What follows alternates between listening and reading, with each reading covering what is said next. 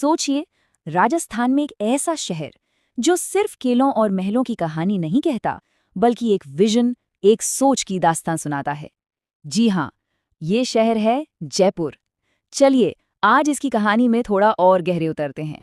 मगर एक मिनट, जयपुर से पहले क्या था? मतलब इस शहर को बनाने की जरूरत ही क्यों आन पड़ी? यही सवाल असल में हमें इसके शानदार इतिहास की जड़ तक ले जाता है। तो हुआ यूं कि ये पूरी कहानी एक राजा के एक बहुत बड़े फैसले से शुरू होती है।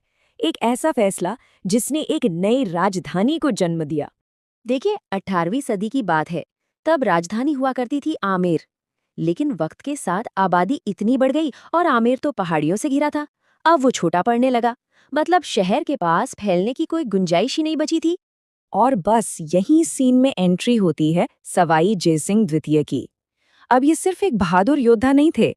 अरे ये तो विज्ञान और एस्ट्रोनॉमी यानी खगोल शास्त्र के भी जबरदस्त ज्ञाता थे।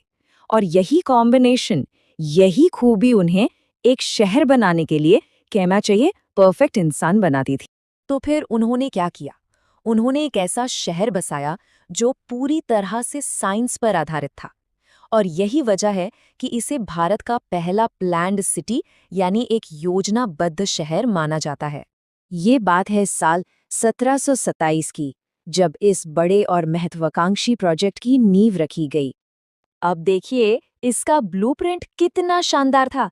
जयपुर को बनाया गया था वास्तुशास्त्र के प्रस्तार मॉडल पर, जिसे एक तरह से ब्रह्मांड का नक्शा ही माना जाता है। सोचिए, एकदम सीधी सपाट सड़कें जो एक दूसरे को 90 डिग्री पर काटती हैं। पूरे शहर को 9 चौकरियों यानी 9 ब्लॉक्स में बांटा गया, और यहाँ तक कि बाजारों को भी एक सिस्टम से, पूरी व्यवस्था के साथ बसाया गया। और पता है सबसे कमाल की बात क्या है? आज भी, लगभग 300 साल बाद भी, पुराना जयपुर हूबहू उसी ओरिजिनल नक्शे पर खड़ा है। इससे बड़ा सबूत और क्या हो सकता है उस प्लानिंग की कामयाबी का? लेकिन जयपुर की पहचान सिर्फ इसकी प्लानिंग ही नहीं है, एक और चीज है, इसका रंग। तो चलिए अब जरा इसके गुलाबी होने की कहानी भी जान लेते हैं। तो ये कहानी हमें ले चलती है साल 1876 में। हुआ ये कि उस साल वेल्स के राजकुमार का भारत दौरा था, और उनके स्वागत में, उनकी मेहमान नवाजी में पूरे के पूरे शहर को एक ही रंग में रंग दिया गया, गुलाबी। क्योंकि गुलाबी रंग को मेहमान नवाजी का प्रतीक जो माना जाता है। और बस उसी दिन से जयपुर को एक नई अमर पहचान मिल गई, द पिंक सिटी, यानी हमारा गुलाबी शहर। अच्छा, एक सवाल ये भी उठता है कि जब देश में ब्रिटिश राज आया, तो इतने बदलाव के दौर में जयपुर ने अपनी संस्कृति, अपनी